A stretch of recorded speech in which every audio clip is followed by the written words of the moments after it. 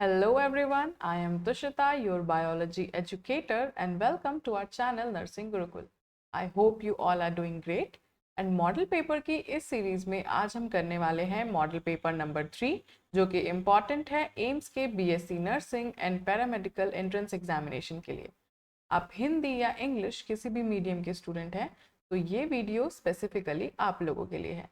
अगर आप लोगों को इन क्वेश्चंस का पीडीएफ चाहिए हो तो आप हमारा टेलीग्राम ग्रुप नर्सिंग गुरुकुल को ज्वाइन कर सकते हैं। तो क्वेश्चंस को स्टार्ट कराने से पहले मैं आप लोगों को दिखाना चाहती हूँ हमारे 2025 के कुछ टॉपर्स जिन्होंने नर्सिंग गुरुकुल से पढ़ाई करके आज वो एक बहुत ही अच्छे गवर्नमेंट कॉलेज में एक एश्योर्ड गवर्नमेंट सीट के साथ अपने जो पढ़ाई है उसे पूरा कर रहे हैं। तो अगर आप लोग भी अपनी तैयारी को और ज़्यादा बेहतर बनाना चाहते हैं तो आप प्ले स्टोर से फ्री ऑफ कॉस्ट डाउनलोड कर सकते हैं नर्सिंग गुरुकुल का ऐप, जहाँ पे आप लोगों को AIIMS BSc nursing and AIIMS paramedical के लिए फ्री मतलब आपको एक कंप्लीट प्रिपरेशन पैकेज मिलेगा, जहाँ पे आपको मिलेगा test series, model papers, previous year papers. तो अगर आप भी अपनी तैयारी को और ज़्यादा अच्छा बनाना चाहते हैं तो आप हमारे चैनल नर्सिंग गुरुकुल को सब्सक्राइब कर सकते हैं यूट्यूब से, और प्ले स्टोर से free of cost nursing Gurukul का ऐप जो है वो आप डाउनलोड कर सकते हैं। तो चलिए शुरू करते हैं फर्स्ट क्वेश्चन से, और हमारा फर्स्ट क्वेश्चन है Which of the following is known as the natural genetic engineer of plants? तो बेटा हमारे पास चार ऑप्शंस हैं। First is Agrobacterium tumefaciens, Escherichia coli, Thermus aquaticus and D is Salmonella typhimurium. तो जब भी मैं क्वेश्चन सॉल्व कराती हूँ तो मैं एक ऑप्शन जो करेक्ट है वो तो बताती हूँ, बट उसके अलावा बाकी ऑप्शंस इनकरेक्ट क्यों है मैं ये भी बताती हूँ, ताकि अगर आपका बाकी पेपर में अगर कोई क्वेश्चन आता है तो कई बार हो सकता है कि जो ऑप्शंस इनकरेक्ट है क्वेश्चन जो है उनमें से बन के आ जाए। तो इसलिए आप लोग जो है जो क्वेश्चंस इनकरेक्ट हैं उससे भी रिलेटेड जो है क्वेश्चंस आ सकते हैं। तो हमारा जो ऑप्शन फर्स्ट है एग्रोबैक्टीरियम ट्यूमिफेशियंस वो जो है करेक्ट होगा बेटा, क्योंकि जो एग्रोबैक्टीरियम होता है वो क्या होता है, एक हमारा सॉइल ड्वेलिंग बैक्टीरिया होता है, ठीक है। और ये क्या करता है, इसके अंदर एक स्पेशल पीस ऑफ डीएनए होता है जिसे हम बोलते हैं टीआई प्लाज्मिड, ठीक है। टीआई प्लाज्मिड होता है और टीआई प्लाज्मिड क्या करता है बेटा, ट्यूमर को इंड्यूस करता है। और नेचर में क्या करता है, प्लांट जो है वो एक स्पेसिफिक सेगमेंट इस प्लाज्मिड का यानी कि टीआई डीएनए का टीडीएनए का वो क्या करती है, प्लांट को भेज देती है, प्लांट को ट्रांसफर करती है, जिसकी वजह से क्या है, प्लांट को एक डिजीज हो जाता है जिसे हम लोग बोलते हैं क्राउन गॉल्स। लेकिन अब साइंटिस्ट जो है आप लोगों को पता ही है कि उन्होंने क्या किया है, इस बैक्टीरिया को मॉडिफाई कर दिया है ताकि क्या है, डिजीज को भेजने की जगह वो क्या है, यूजफुल जीन्स को भेज सके, ठीक है। और ताकि इसको एक नेचुरल टूल बना सके जेनेटिक इंजीनियरिंग के लिए, ठीक है। तो हमारा जो ऑप्शन फर्स्ट है दैट विल बी करेक्ट। अब हम बात करते हैं ऑप्शन सेकंड की। बेटा इकोलाई जो होता है ये भी मोस्ट कॉमन होस्ट है डीएनए क्लोनिंग के लिए, बट ये लैबोरेटरीज में यूज होता है, ठीक है। ये नेचुरली ट्रांसफर नहीं करता डीएनए को, ठीक है। तो ये हमारा ऑप्शन क्या है, मतलब ये लैब के लिए है, नेचुरली नहीं करता। फिर मैं बात करूंगी बेटा थर्मस एक्वाटिकस की।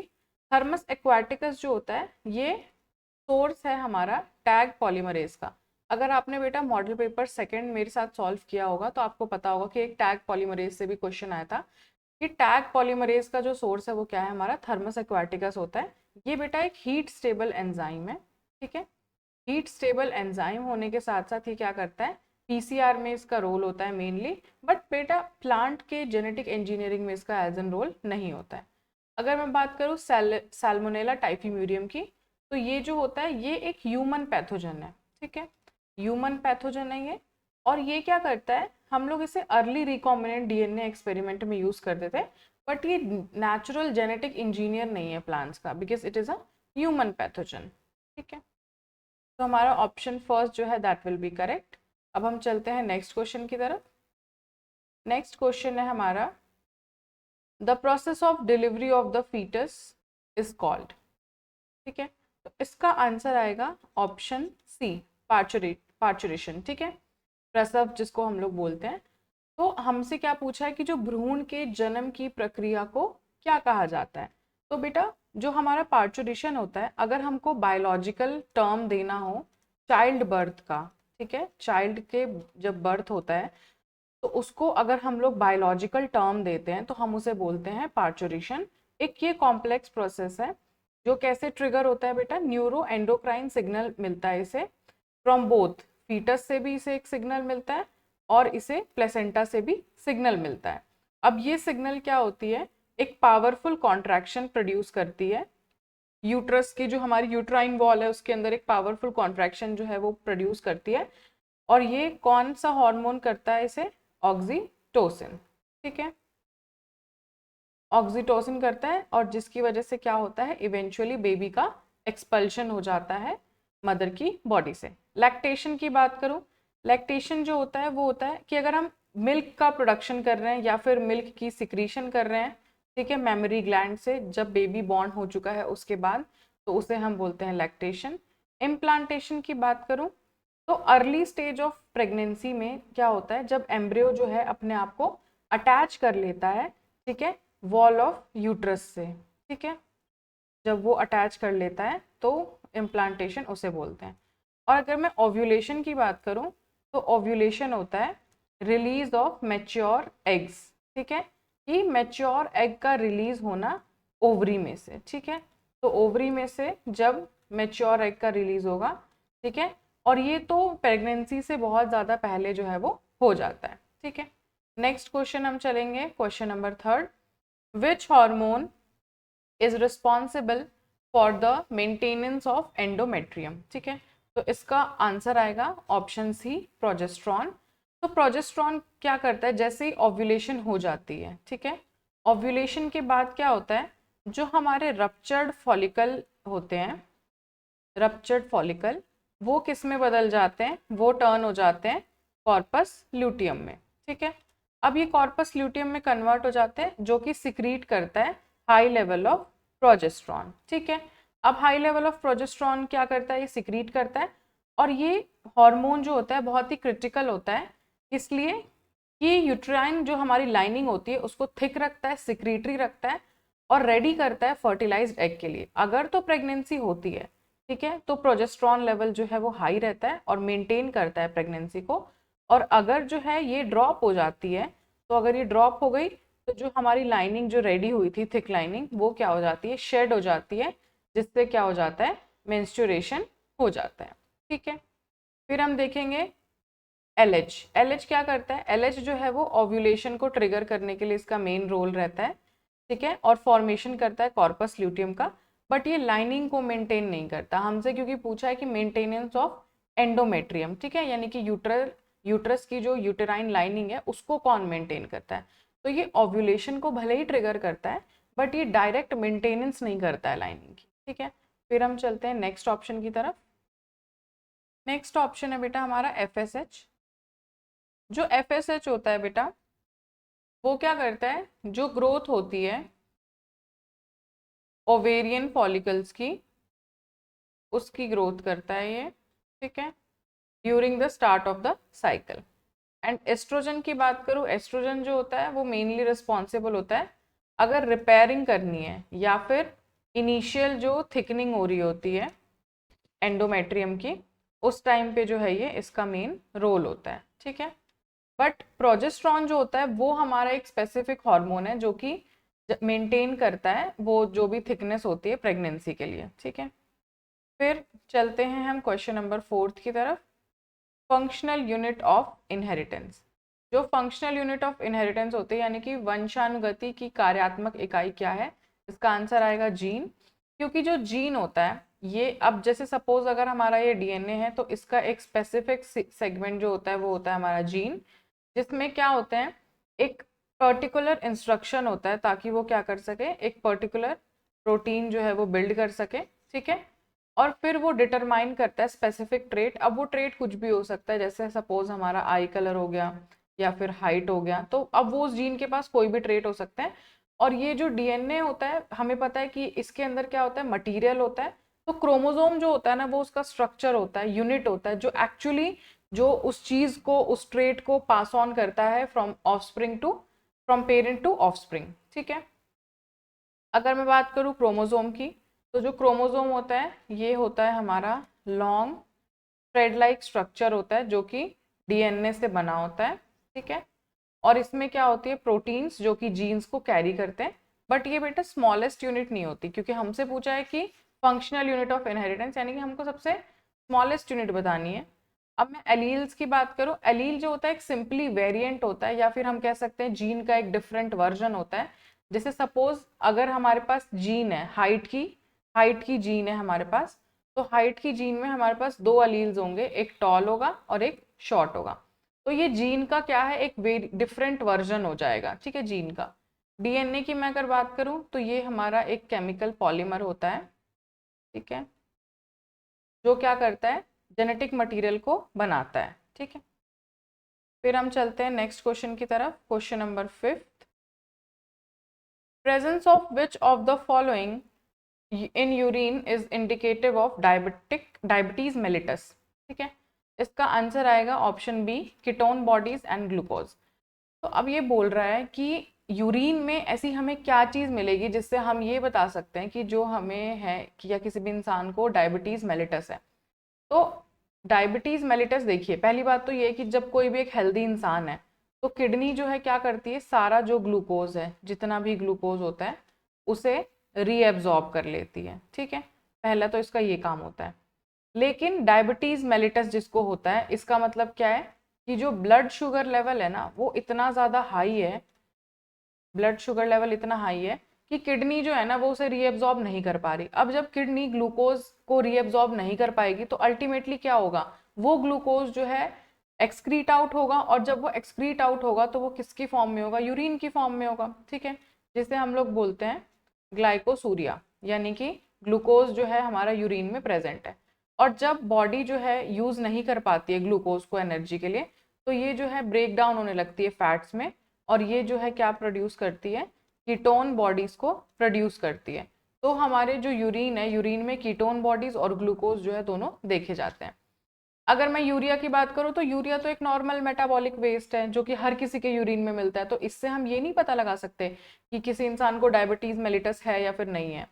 एल्ब्यूमिन की बात करूं तो एल्ब्यूमिन जो है वो प्रोटीन की प्रेजेंस बताता है यूरिन के अंदर, ठीक है। यूजुअली अगर किडनी डैमेज है या फिर कुछ इस तरीके की चीज़ें हैं, बट ये कोई डायबिटीज़ नहीं बताता है। कोई अगर किडनी में डैमेज हो रहा है, कोई डिजीज़ हो रही है, तो ये उस चीज़ों को बताता है। यूरिक एसिड की मैं अगर बात करूँ तो यूरिक एसिड जो होता है, अगर किसी इंसान को गाउट हो या फिर किडनी का स्टोन हो तो ये जनरली उसे इंडिकेट करता है, ठीक है। प्राइमरली जो है डायबिटीज मेलिटस को ये नहीं इंडिकेट करता है। अब हमारा नेक्स्ट क्वेश्चन आता है, question number 6, which part of the human brain is responsible for thermal regulation. तो हमारा ऑप्शन सी जो है hypothalamus, that will be correct, क्योंकि हाइपोथैलेमस जो होता है ना वो एक्ट करता है एक थर्मोस्टेट की तरह, बॉडी के थर्मोस्टेट की तरह एक्ट करता है। कि अब ये क्या करता है, हमारे ब्लड के टेम्परेचर को सेंस करता है। अगर सपोज बहुत ज़्यादा गर्मी लग रही है तो हमारी बॉडी क्या करती है, एकदम से स्वेटिंग शुरू हो जाती है, पसीना आने लगता है, जिसकी वजह से क्या होता है, एकदम से हमें ठंडक मिलने लगती है। या फिर अगर हमारी बॉडी बहुत ज़्यादा कोल्ड है तो क्या होता है, शिवरिंग होने लग जाती है, ठीक है, शिवरिंग होने लगती है, वैसो कॉन्स्ट्रिक्शन होता है जो कि हमारे बॉडी टेम्परेचर को मेंटेन करता है 37 डिग्री सेल्सियस पे, ठीक है। अदर ऑप्शंस की मैं बात करूं तो जो हमारा सेरिब्रम होता है, सेरिब्रम मेनली लार्जेस्ट पार्ट होता है ब्रेन का, ठीक है, और लार्जेस्ट पार्ट ब्रेन का होता है, तो इसका जो एक हाई लेवल फंक्शनिंग होती है, जैसे कि कुछ सोचना, ठीक है, कोई डिसीजन मेकिंग वाली चीज़ है, कोई मेमोरी से रिलेटेड चीज़ है, या फिर कोई वॉलेंट्री मूवमेंट है, यानी कि हम कोई अपनी इच्छा से कोई चीज़ कर रहे हैं, जैसे सपोज मुझे ऐसे हाथ हिलाना है ना, तो मैं अपनी इच्छा से कर रही हूँ। तो कोई चीज़ वॉलेंट्रली हम अगर करते हैं तो वो सब फंक्शन किसका होता है, सेरिब्रम का। सेरिबेलम की बात करूं तो ये क्या करती है, मसल मूवमेंट जो होते हैं उसको कोऑर्डिनेट करती है। या फिर अगर हम कोई बैलेंस की बात करें, अगर मुझे सड़क पे सीधा चलना है, ठीक है, सीधा ऐसे ऐसे एक लाइन में चलना है, तो वो जो बैलेंसिंग होती है that is controlled by cerebellum, ठीक है। या फिर अगर कोई पॉस्चर है कि मैं अगर स्ट्रेट बैठी हूँ, मेरे को अगर कोई योगा का पॉस्चर करना है, तो that is controlled by cerebellum. तो अब जो फोर्थ ऑप्शन है, if I talk about medulla oblongata, तो जो बेटा मेड्यूला ऑब्लोंगेटा होता है वो हमारे जितने भी इम्पॉर्टेंट इनवॉलेंट्री फंक्शंस होते हैं, जैसे कि हमारा हार्ट बीट है ना, दिल धड़कना, सांस लेना, ब्रीदिंग, या फिर ब्लड प्रेशर, इन सब चीज़ों को जो है मेड्यूला ऑब्लोंगेटा जो है उसके लिए कंट्रोल करता है, उसके लिए रिस्पॉन्सिबल होता है। अब मैं बात करती हूँ क्वेश्चन नंबर 7 की। क्वेश्चन नंबर 7 जो है हमारा, the enzyme use to join DNA fragment. तो कहीं भी अगर ज्वाइनिंग की बात आ जाती है, ठीक है, ज्वाइन की, जोड़ना, तो उसके लिए हम लोग वर्ड यूज करते हैं लाइगेज। ठीक है, तो हमारा ऑप्शन बी जो है वो करेक्ट होगा। डीएनए लाइगेज जो होता है वो एक बायोलॉजिकल ग्लू की तरह काम करता है। बायोलॉजिकल ग्लू से मतलब है कि ये एक फॉस्फोडाइएस्टर बॉन्ड जो है बनाता है। ठीक है, फॉस्फोडाइएस्टर बॉन्ड बनाएगा किसके बीच में, दो डीएनए फ्रेगमेंट्स के बीच में जो है ये फॉस्फोडाइएस्टर बॉन्ड बनाता है। और ये क्या करता है, सील कर देता है गैप को in the sugar phosphate backbone. और ये डीएनए रेप्लिकेशन के टाइम पे बहुत ज़रूरी है ओकाजाकी फ्रेगमेंट को ज्वाइन करने के लिए। ठीक है, अब मैं बात करूँ डीएनए पॉलीमरेज की, तो डीएनए पॉलीमरेज जो है, अगर हमको नया डीएनए जो है सिंथेसाइज करना है, नया डीएनए स्ट्रैंड जो है सिंथेसाइज करना है, तो डीएनए पॉलीमरेज उसके लिए इंपॉर्टेंट होता है। ये क्या करता है, न्यूक्लियोटाइड को ऐड करता है टू अ टेम्पलेट, और ये प्री एग्जिस्टिंग फ्रेगमेंट को ज्वाइन नहीं करता। एंडोन्यूक्लियस की मैं अगर बात करूं, तो एंडोन्यूक्लियस जो होता है, दिस इज मॉलिक्यूलर सीजर्स, इसे हम लोग बोलते हैं मॉलिक्यूलर सीजर, जो क्या करता है, डीएनए को कट करता है। ठीक है, एट स्पेसिफिक पॉइंट। ठीक है, हेलिकेस की बात करूं तो अनवाइंडिंग, यानी कि अगर हमारा ये डीएनए है, सपोज इस तरीके का स्ट्रक्चर है, तो अगर उसको अनवाइंड करना है, उसे अनजिप करना है, तो उसके लिए जो है हेलिकेस जो है वो यूज होता है। ठीक है, ये एंजाइम यूज होता है। नेक्स्ट क्वेश्चन पे चलते हैं, विच of the following is a stop codon. तो हमने पढ़ा हुआ है स्टॉप कोडोन, जिसको हम लोग क्या है, नॉनसेंस कोडोन भी बोलते हैं। कई बार हो सकता है आपसे पेपर में क्वेश्चन पूछ रहे हैं कि विच of the following is a nonsense codon. तो नॉनसेंस एंड स्टॉप कोडोन जो है, स्टॉप कोडोन को ही हम नॉनसेंस कोडोन बोलते हैं। तीन होते हैं मेनली हमारे, UAA, UAG एंड UGA। ठीक है, तो आप देख लीजिए इसमें से कौन सा ऑप्शन है। Option C would be correct, UAA। And जो जेनेटिक कोड होता है उसमें बेटा तीन स्टॉप कोडोन्स हैं, आप लोगों को मैंने बता दिया, UAA, UAG एंड UGA। ये क्या करते हैं, राइबोसोम को सिग्नल देते हैं कि भैया अब तुम रुक जाओ। ठीक है, रुक जाओ और क्या करो, प्रोटीन जो हमारी सिंथेसिस हो रही है उसको अब रोक दो, अब उसे करने की जरूरत नहीं है। और अब जब एक राइबोसोम जो है स्टॉप कोडोन के पास पहुंचता है, तो जो नई वाली प्रोटीन फॉर्म होती है चेन, वो रिलीज हो जाती है, वो वहां से टूट के अब अपना नया इंडिविजुअल अपना लेती है। AUG की बात करूं, AUG is a start codon. ठीक है, जो कि अगर ट्रांसलेशन को शुरू करना है, ठीक है, तो ये क्या करती है, एक स्टार्ट कोडोन है, उसका काम करती है। ये जनरली कोड करती है मेथ्योनिन के लिए। ठीक है, अमीनो एसिड जो होता है मेथ्योनिन, उसके लिए कोड करती है। GUG की के लिए बात करो तो ये वेलाइन के लिए कोड करती है। और कुछ रेयर केसेस में ये ऑल्टरनेटिवली स्टार्ट कोडोन का भी काम कर सकती है, बट स्टॉप कोडोन का काम नेवर। ओके, UUU की बात करूं तो ये स्पेसिफिकली कोड करती है फिनाइल एलेनिन के लिए। ठीक है बेटा, मैं आप लोगों को इन सब के जो अदर ऑप्शंस है वो भी इसलिए बता रही हूँ, क्योंकि क्या होता है कि जब अगर अभी आया है स्टॉप कोडोन, क्या पता पेपर में कभी ये आ जाए कि फिनाइल एनिलीन को कोड करने वाला है हमारे कौन से कोडोन है। ठीक है, तो आप लोगों को क्या है, सारी चीज़ों के, सारे अदर ऑप्शंस की भी जो है नॉलेज होनी चाहिए। ठीक है, और अगर आप लोगों ने इससे पहले वाले दो जो हमारे मॉडल टेस्ट पेपर है एम्स के वो सॉल्व नहीं किए, तो वो प्लीज़ जल्दी से जल्दी जाके सॉल्व करिए। मैं वहाँ पे होमवर्क क्वेश्चन भी देती हूँ, जिसे आपको यूट्यूब पे कमेंट करके जो है बताना रहता है। ठीक है, अब हम चलते हैं नेक्स्ट क्वेश्चन की तरफ, क्वेश्चन नंबर 9। क्वेश्चन नंबर 9 जो है वो है बेटा, सहेली is a new oral contraceptive for females, it was developed by. तो बेटा सहेली जो है वो एक नया गर्भ निरोधक गोली है, जो कि किसने विकसित किया था, यानी कि किनके द्वारा जो है ये डेवलप किया गया था। तो ऑप्शन फर्स्ट जो है CDRI Lucknow would be the right answer. CDRI जो है बेटा सेंट्रल ड्रग रिसर्च इंस्टीट्यूट, इन्होंने क्या बनाया था, सहेली जो है बेटा एक नॉन स्टेरॉइडल हमारा एक कह सकते हैं टैबलेट होती है, जो कि ओरल कॉन्ट्रासेप्टिव पिल होती है, जिसको हम लोग क्या बोलते हैं, वंस अ वीक नाम है इसका।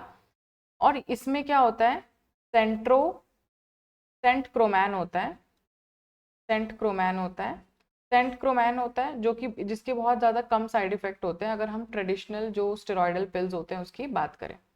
एम्स दिल्ली की मैं अगर बात करूं बेटा, तो ये भी बहुत ज़्यादा प्रीमियर मेडिकल इंस्टीट्यूट है, बट ये इसने सहेली को डेवलप नहीं किया था। ठीक है, अगर मैं IARI की बात करूँ तो this is Indian agriculture research institute.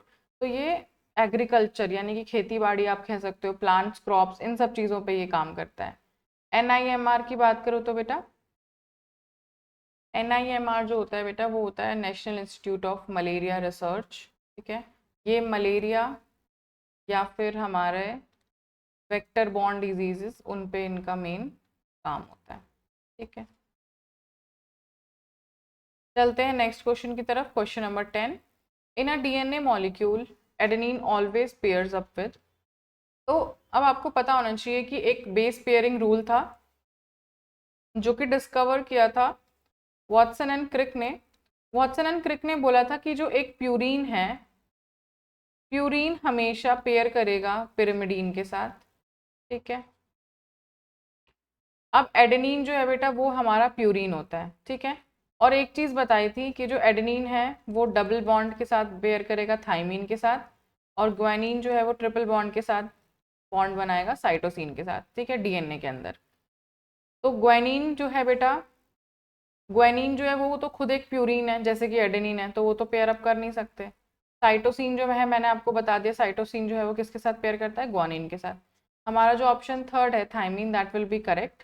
ठीक है, थाइमीन जो है वो डबल बॉन्ड के साथ पेयर करता है एडेनिन के साथ, और थाइमीन क्या है, एक पिरिमिडीन है, और एडेनिन क्या है, एक प्यूरीन है। यूरेसिल की बात करूँ तो बेटा यूरेसिल जो होता है वो स्पेसिफिक होता है फॉर RNA।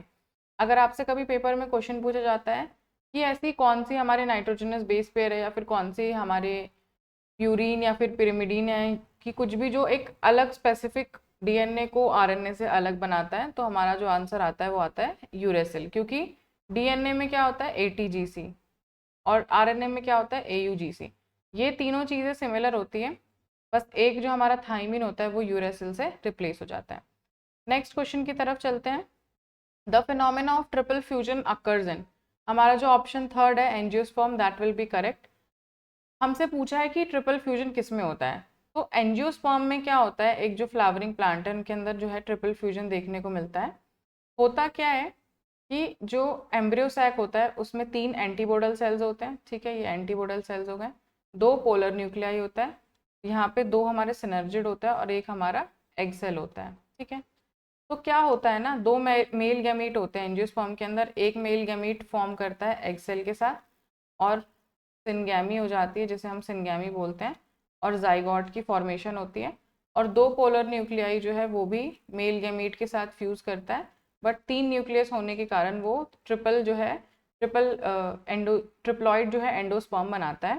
ठीक है, और ये जो है एक इसका स्पेशल फीचर है जिसे हम लोग बोलते हैं PEN primary endosperm nucleus.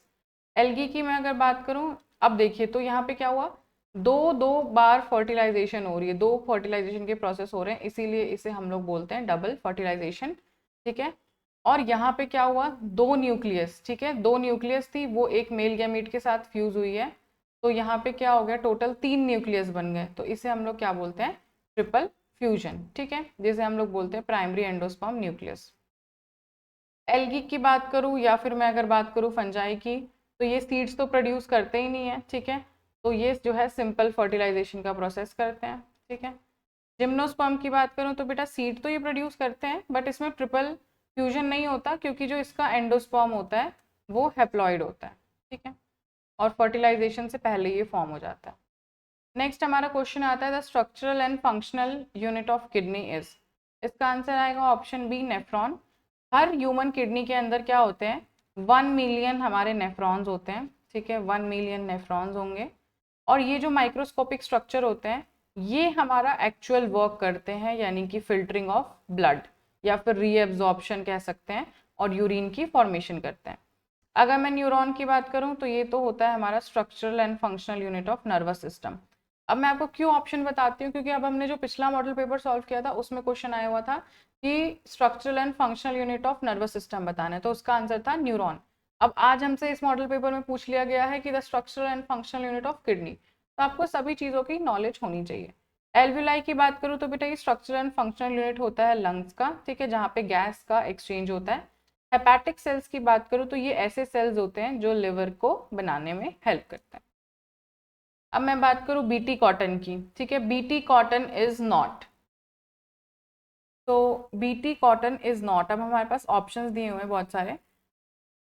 GM plant insect resistant, a bacterial gene expressing system resistant to all herbicides। तो इसमें ऑप्शन डी जो है वो करेक्ट आएगा, क्योंकि हमें इसमें इनडायरेक्टली बताना है इनकरेक्ट क्या है, क्योंकि जो बीटी कॉटन होता है वो एक जेनेटिकली मॉडिफाइड प्लांट है, ठीक है। तो ऑप्शन फर्स्ट तो हमारा करेक्ट हो गया कि हाँ भाई जेनेटिकली मॉडिफाइड तो होता है वो। दूसरी चीज़ क्या बोल रहा है वो, इंसेक्ट रेजिस्टेंट। इंसेक्ट रेजिस्टेंट ये होता ही है, क्योंकि सबसे पहला इसका काम तो यही होता है, जैसे कि हमारे बॉल वर्म्स हो गए, उन सब से हमको ये प्रोटेक्ट करता है कॉटन वाले प्लांट को। और क्या होता है, बैक्टीरियल जीन एक्सप्रेसिंग सिस्टम, यानी कि ये क्या है, एक्सप्रेस करता है क्राई जीन को from a bacteria. Resistant to all herbicide जो है वो इनकरेक्ट होगा, इसलिए क्योंकि ये जीन जो है ना वो स्पेसिफिकली इंसेक्ट्स के लिए प्रोड्यूस होता है, ये नेचुरली रेजिस्टेंट नहीं है हर्बिसाइड से, अनलेस और अनटिल हम इसे ऐसा बनाएं, है ना, अनटिल और अनलेस हम इसे ऐसा इंजीनियर करें, इसके अंदर वैसी जीन इंसर्ट करें जिससे क्या है ये सारे हर्बिसाइड के लिए रेजिस्टेंट हो पाए, ठीक है। अब क्या है बेटा, जब भी मैं मॉडल टेस्ट पेपर कराती हूँ ना, तो मैं 2 होमवर्क क्वेश्चन देती हूँ, ठीक है, मेरी वीडियो के अंदर, जो आपको यूट्यूब पे कमेंट करके बताना होता है, क्योंकि जिससे मुझे ये पता चल पाए कि आप लोग मेरे साथ मिलके कितनी सिंसियरिटी से जो है मॉडल पेपर को सॉल्व कर रहे हैं। तो ये जो है the power house of the cell, I know ये तो बहुत ईजी क्वेश्चन है ना, आप लोग कर लेंगे। तो इसका जो आंसर है वो आप लोग जो है कॉमेंट सेक्शन में बताएंगे मुझे, जिससे मुझे ये पता चल पाए कि आप लोग कितनी सिंसियरिटी से मेरे साथ क्वेश्चन जो है मिलके सॉल्व कर रहे हैं। और अगर आप लोगों ने अभी तक भी यूट्यूब चैनल हमारा नर्सिंग गुरुकुल उसको सब्सक्राइब नहीं किया है, तो उसे जल्द से जल्द सब्सक्राइब करें, क्योंकि यहाँ पे क्या है, डेली मॉडल पेपर जो है वो अपलोड होते हैं और आप लोग जो है रोज़ाना हमारे साथ मिलके प्रैक्टिस कर सकते हैं और अपनी तैयारी को और ज़्यादा अच्छा बना सकते हैं। और अगर अपनी तैयारी को अब और ज़्यादा अच्छा बनाना चाहते हैं तो आप जो है प्ले स्टोर से फ्री ऑफ कॉस्ट हमारे जो ऐप है नर्सिंग गुरुकुल उसको डाउनलोड कर सकते हैं। वहाँ पे आपको AIIMS BSc nursing and AIIMS paramedical का जो है कंप्लीट प्रिपरेशन पैकेज मिलेगा, test series, model paper and previous year paper, ठीक है। तो आप भी हो सकता है कि 2026 के नेक्स्ट टॉपर जो है वो आप ही बन जाए, ठीक है। तो चलिए अब करते हैं हम हमारा नेक्स्ट क्वेश्चन। नेक्स्ट क्वेश्चन जो है question number 15, MTP medical termination of pregnancy is considered safe up to how many of weeks, ठीक है। इसका जो आंसर आएगा वो आएगा 12 वीक्स, क्योंकि देखिए जो MTP होता है यानी कि मेडिकल टर्मिनेशन ऑफ प्रेगनेंसी जो होता है उसे हम फर्स्ट ट्राइमेस्टर तक सेफ मानते हैं, ठीक है। फर्स्ट ट्राइमेस्टर यानी कि हमारा up to 12 week of pregnancy, ठीक है। इससे पहले जो फीटस होता है वो मोर इंटीमेटली एसोसिएटेड होता है मैटरनल टिश्यू के साथ, ठीक है। तो इसलिए क्या हो जाता है, जो प्रोसीजर होता है मच मोर रिस्की हो जाता है फॉर द मदर, ठीक है। अगर इस पीरियड के बाद अगर हम लोग जो है कोशिश करें कि मेडिकल टर्मिनेशन करें तो वो जो है बहुत ज़्यादा रिस्की हो जाएगा, क्योंकि वो फिर मैटरनल टिश्यू यानी कि प्लेसेंटा के साथ जो है वो फीटस एसोसिएट होने लगता है। अगर मैं 8 वीक की बात करूँ, ये सेफ तो है बट ये मैक्सिमम लिमिट नहीं है, ठीक है। यानी कि आप 8 वीक में भी कर सकते हैं, बट हमसे यहाँ पे जब पूछा है कि अप टू यानी कि लास्ट मैक्सिमम लिमिट बतानी है, तो हमारा 12 वीक आएगा। 18 वीक और 24 वीक जो है बेटा ये तो हमारा सेकेंड ट्राइमेस्टर स्टार्ट हो जाता है। सेकेंड ट्राइमेस्टर में क्या होता है, इसमें तो हम कर नहीं सकते मेडिकल टर्मिनेशन, क्योंकि बहुत ज़्यादा कॉम्प्लेक्स प्रोसेस हो जाता है और एक बहुत ज़्यादा मैटरनल यानी कि मदर को एक हाई रिस्क हो सकता है कॉम्प्लिकेशंस होने का। नेक्स्ट क्वेश्चन आता है हमारा question number 16, double fertilisation is a characteristic of, हम जस्ट अभी करके आए हैं, इसका आंसर आएगा एंजियोस्पर्म। मैंने आपको अभी बताया था कि जो हमारे एंजियोस्पर्म्स होते हैं उनमें ट्रिपल फ्यूजन होता है, ठीक है। मेल गैमीट जो है पोलर न्यूक्लियाई के साथ फ्यूज करता है और हमारा दूसरा प्रोसेस होता है सिनगैमी। तो ये दोनों प्रोसेस जो है साइमल्टेनियसली होते हैं फ्लावरिंग प्लांट के अंदर, जिसकी वजह से क्या होता है, ये जो सिनगैमी होता है इससे जाइगोट बनता है और ट्रिपल फ्यूजन जो होता है उससे हमारा प्राइमरी एंडोस्पर्म न्यूक्लियस बनता है। तो ये जो होता है कलेक्टिवली इसे हम लोग बोलते हैं डबल फर्टिलाइजेशन, और ये कैरेक्टरिस्टिक होता है एंजियोस्पर्म का, ठीक है। अगर मैं बात करूँ ब्रायो और टेरिडोफाइट्स की, तो ब्रायो और टेरिडोफाइट लोअर प्लांट होते हैं जिनको वाटर चाहिए होता है फर्टिलाइजेशन के लिए, और ये सीड तो प्रोड्यूस करते नहीं और ना ही एंडोस्पर्म प्रोड्यूस करते हैं, तो ये तो ऑप्शन वैसे भी इनकरेक्ट होगा। जिम्नोस्पर्म की बात करूँ तो gymnosperm they have naked seeds, right, but जो एंडोस्पर्म होता है इनका वो पहले ही प्रोड्यूस हो जाता है फर्टिलाइजेशन से पहले, और वो होता है हैप्लॉइड कंडीशन में। नेक्स्ट क्वेश्चन आता है हमारा which immunoglobulin is present in colostrum. हमारा जो ऑप्शन बी है, option B IgA, that will be correct. Else जितने 3 ऑप्शन है वो इनकरेक्ट होंगे। जो IgA होता है, कोलेस्ट्रम क्या होता है, एक हमारा कोलेस्ट्रम जो होता है वो हमारा एक येलोइश लिक्विड होता है, ठीक है, येलोइश मिल्क हो सकता है कहते हैं, जो कि मदर प्रोड्यूस करती है। जब इनिशियली मदर जो है लैक्टेशन शुरू करती है तो वो क्या है, येलोइश कलर का मिल्क जो है प्रोड्यूस करती है, जिसे हम लोग कोलेस्ट्रम बोलते हैं। और इसके अंदर क्या होता है, IgA एंटीबॉडीज प्रेजेंट होते हैं, जो कि बच्चे को क्या है, पैसिव इम्यूनिटी देती है। अब जब ये बच्चे को पैसिव इम्यूनिटी देती है ना, तो बच्चे का जो गैस्ट्रोइंटेस्टिनल ट्रैक्ट होता है वो अगर कोई भी पैथोजन उसे अटैक करता है तो उससे जो है उसे प्रोटेक्ट करती है, ठीक है। रेस्पिरेटरी ट्रैक्ट होता है उसे भी प्रोटेक्ट करती है। IgG की बात करूं तो ये सिर्फ ऐसी एंटीबॉडी है जो कि प्लेसेंटा को क्रॉस कर सकती है ताकि वो फीटस को प्रोटेक्ट कर सके। हमारा इम्यूनोग्लोबिन, हमारे M की बात करूं तो ये फर्स्ट रिस्पॉन्डर होता है, ठीक है, फर्स्ट रिस्पॉन्डर होगा एंटीबॉडी का, जो कि बॉडी प्रोड्यूस करती है अगर कोई भी बॉडी में न्यू इन्फेक्शन आता है उस वक्त, ठीक है। IgE की मैं अगर बात करूं तो ये मेनली जो है अगर कोई एलर्जिक रिएक्शंस हो रहे हैं तो ये उससे रिलेटेड होता है और पैरासिटिक इन्फेक्शन से ये फाइट करता है, ठीक है। अब हमारा नेक्स्ट क्वेश्चन आता है, the term nucleosome is related to, तो इसका आंसर आएगा DNA पैकेजिंग। अब क्या होता है ना, यूकैरियोट्स के अंदर, यूकैरियोट्स होते हैं, यूकैरियोट्स के अंदर जो हमारा DNA होता है, DNA मॉलिक्यूल वो बहुत ज़्यादा लॉन्ग होता है, तो अब उसको पैकेज करना ज़रूरी है न्यूक्लियस के अंदर। तो न्यूक्लियोसोम क्या होता है, न्यूक्लियोसोम क्या करती है, बेसिक यूनिट होती है पैकेजिंग की, जिसमें क्या होता है, DNA के सेगमेंट होते हैं, जो कि आप कह लो 8 हिस्टोन होते हैं, ठीक है, हिस्टोन प्रोटीन्स होते हैं जिसको हम लोग हिस्टोन ऑक्टामर बोलते हैं।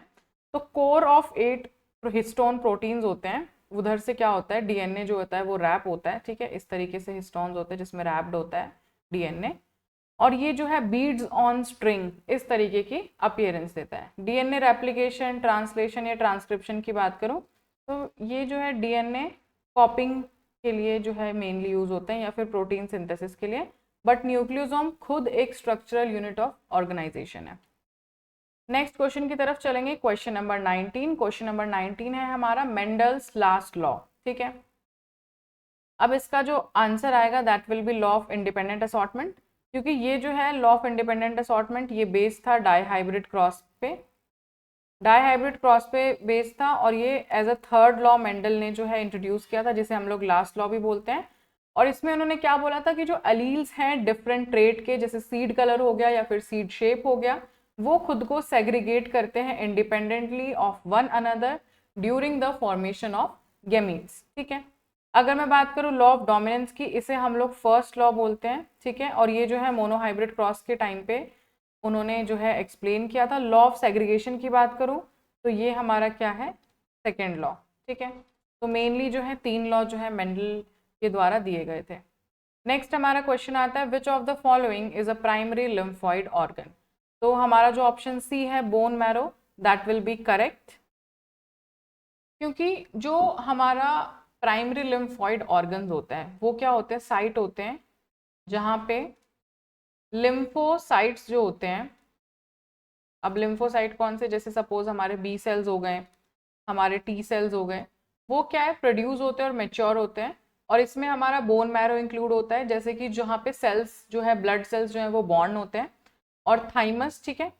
अगर ऑप्शन में सपोज आया होता ये सारे ऑप्शंस होते हैं और यहाँ पे बोन मैरो की जगह ऑप्शन हमारा होता थाइमस कि विच of the following is a primary lymphoid organ, तो इफ थाइमस होता तो थाइमस भी जो है करेक्ट आंसर होता, क्योंकि बोन मैरो एंड थाइमस जो है वो प्राइमरी लिम्फॉइड ऑर्गन्स है। रेस्ट जो बेटा 3 है, these are secondary lymphoid organ. ये जो होते हैं साइट होते हैं जहाँ पे मेच्योर लिम्फोसाइट जो है एक्चुअली एनकाउंटर करता है एंटीजन से, ठीक है, और ये जो है फाइट करता है इन्फेक्शन से। तो आप समझ रहे हैं यहाँ पे कि जो एक एनकाउंटर वाली चीज है कि यानी कि सब कुछ जो मेच्योरेशन हो रहा है, मेच्योरेशन के बाद का जो प्रोसेस है वहां पे होता है सेकेंडरी लिम्फॉइड ऑर्गन में। नेक्स्ट क्वेश्चन जो है, the process of, question number 21, the process of formation of mRNA from DNA is called, option B जो है transcription, that will be correct. जो ट्रांसक्रिप्शन होता है ये फर्स्ट स्टेप होता है जीन एक्सप्रेशन का, ठीक है, अब यहाँ पे क्या होता है, एक पर्टिकुलर सेगमेंट होता है डीएनए का, वो क्या हो जाता है, सपोज ये डीएनए का सेगमेंट है, वो कॉपी हो जाता है आरएनए में, स्पेसिफिकली एमआरएनए में, और इसको कौन करता है, आरएनए पॉलीमरेज। ठीक है। अब ये जो है न्यूक्लियस के अंदर होता है यूकैरियोटिक सेल्स के। रेप्लिकेशन की बात करूं तो this is DNA to DNA, की डीएनए से हमारा डीएनए जो है रेप्लिकेट हो रहा है।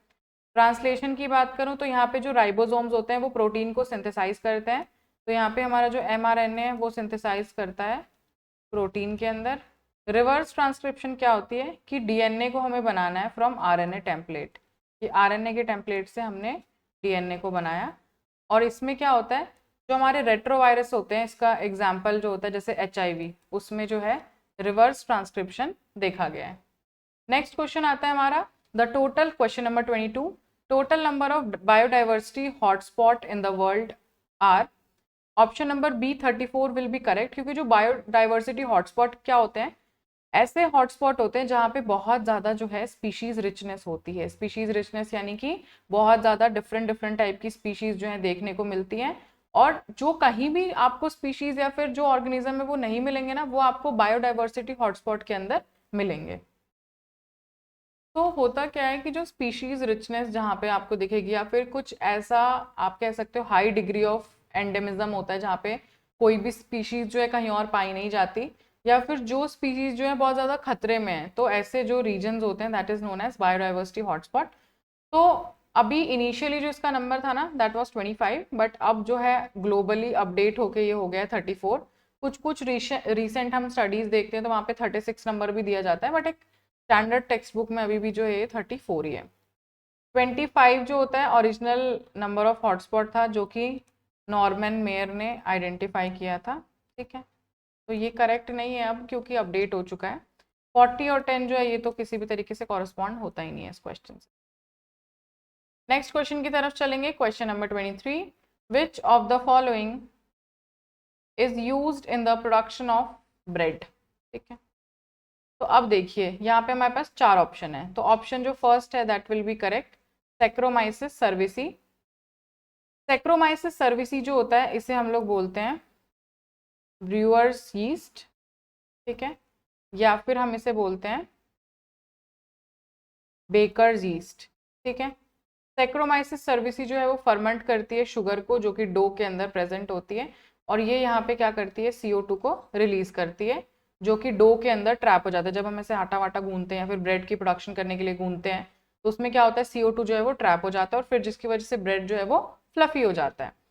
एस्परजिलस निगर की मैं अगर बात करूं तो ये प्राइमरली यूज होता है सिट्रिक एसिड की प्रोडक्शन के लिए। ठीक है, प्रोपियोनी बैक्टीरियम शर्मानी जो होता है, ये प्रोपियोनो बैक्टीरियम है, स्पेसिफिकली प्रोपियोनो बैक्टीरियम शर्मानी जो होता है, ये बैक्टीरिया जो होता है स्विस चीज के प्रोडक्शन के लिए यूज होता है, जिसके अंदर आप लोगों ने टॉम एंड जेरी में देखा होगा, वो जो चीज होता है जिसके अंदर बहुत बड़े बड़े होल्स होते हैं, वो जो होल्स होते हैं वो वाला जो चीज होता है ना, that is produced by the bacteria Propionibacterium shermanii. Clostridium की मैं अगर बात करूँ तो क्लॉस्ट्रीडियम जो हमारा क्लॉस्ट्रीडियम ब्यूटारिकम होता है, ये यूज होता है for the production of butyric acid.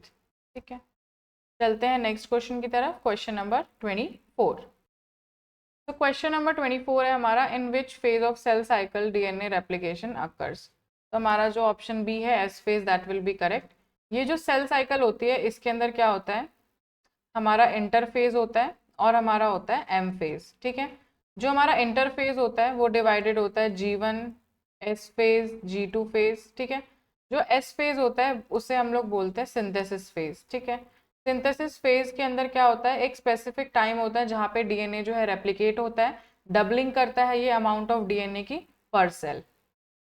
G1 phase की अगर मैं बात करूँ तो ये जो होता है इंटरवल होता है between mitosis and interval initiation of DNA replication. यहाँ पे सेल ग्रो तो करता है बट जो डीएनए है वो कॉपी नहीं होता। G2 की मैं अगर बात करूँ तो ये डीएनए रेप्लिकेशन के बाद का फेज है जहाँ पे प्रोटीन्स जो है वो सिंथेसाइज होती है और प्रिपरेशन होती है माइटोसिस की।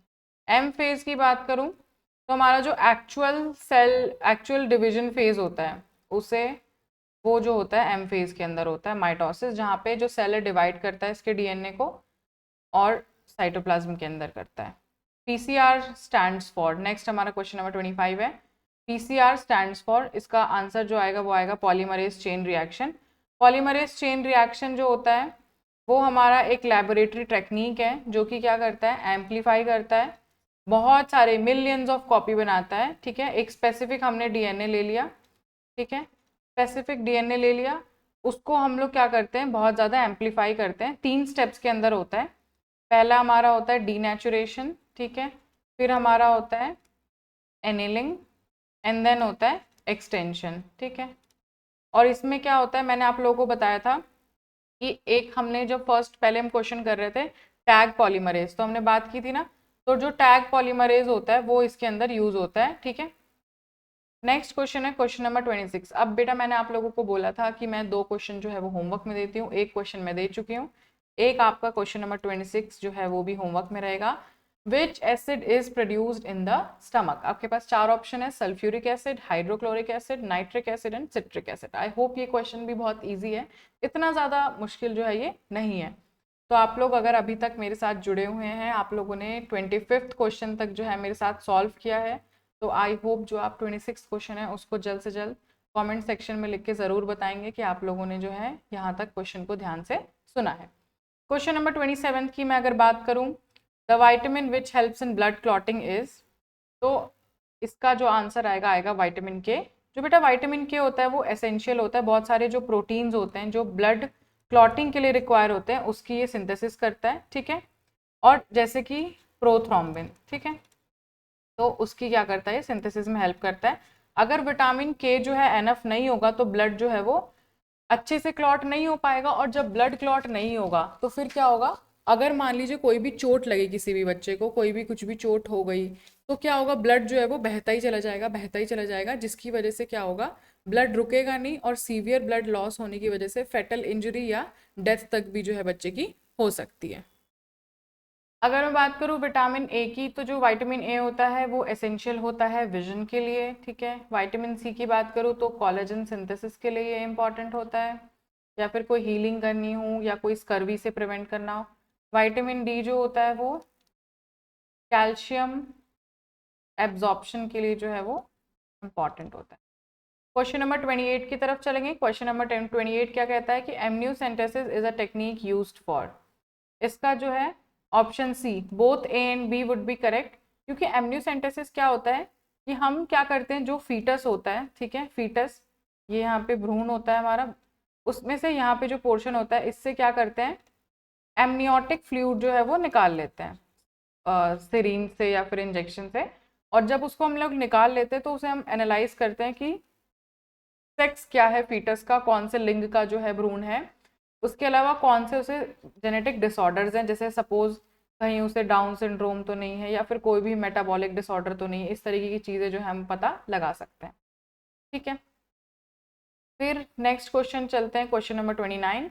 विच of the what is the pH of human blood, तो हमारा जो आंसर आएगा option B that will be correct, क्योंकि जो ह्यूमन ब्लड होता है ना वो होता है स्लाइटली एल्कलाइन।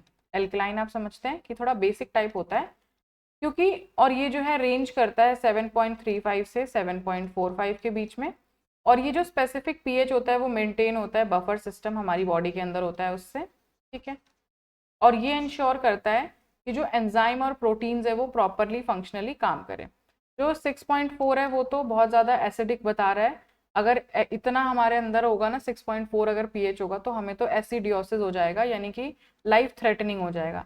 8.4 जो है इसको हम लोग बोल देंगे, अगर ये फिर ज़्यादा हमारी बॉडी के अंदर एल्कलाइन यानी कि बेसिसिटी आ जाएगा तो वो भी दिक्कत है, उससे हमें क्या हो जाएगा, एल्कलॉसिस हो जाएगा, वो भी इशू का बात है। 5.4 तो और ज़्यादा एसिडिक हो गया, हाईली एसिडिक हो गया, तो ये क्या है, पीएच होता है सम स्किन सरफेस का या फिर कुछ फूड का, बट ब्लड के अंदर जो है इतना नहीं होता है।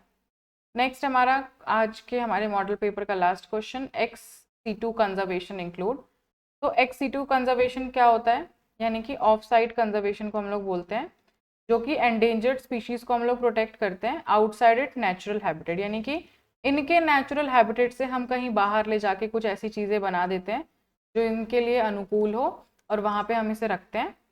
जैसे इसका आंसर जो है ऑप्शन सी करेक्ट आएगा। अब सपोज बोटेनिकल गार्डन हो गया, ठीक है, या फिर हमारे अगर मान लीजिए जूज हो गए, ठीक है, सीड बैंक हो गया, ये सब जो है हमारे करेक्ट आंसर आएंगे कि हमने इनके नेचुरल जो हैबिटेट है वहां पे ना रख के हमने कोई एक ऐसा हैबिट डेवलप कर दिया जहाँ पे जो है ये प्रोटेक्टेड फील करें।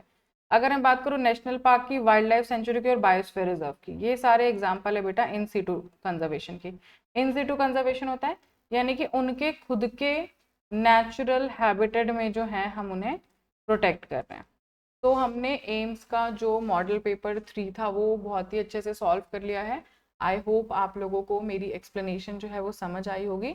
मैंने आप लोगों को 2 होमवर्क क्वेश्चन दिए हैं, तो आप लोग प्लीज़ उसे जल्द से जल्द सॉल्व करें एंड यूट्यूब पे कमेंट करके बताएं। तो अब हम लोग करेंगे एम्स का मॉडल पेपर नंबर 4।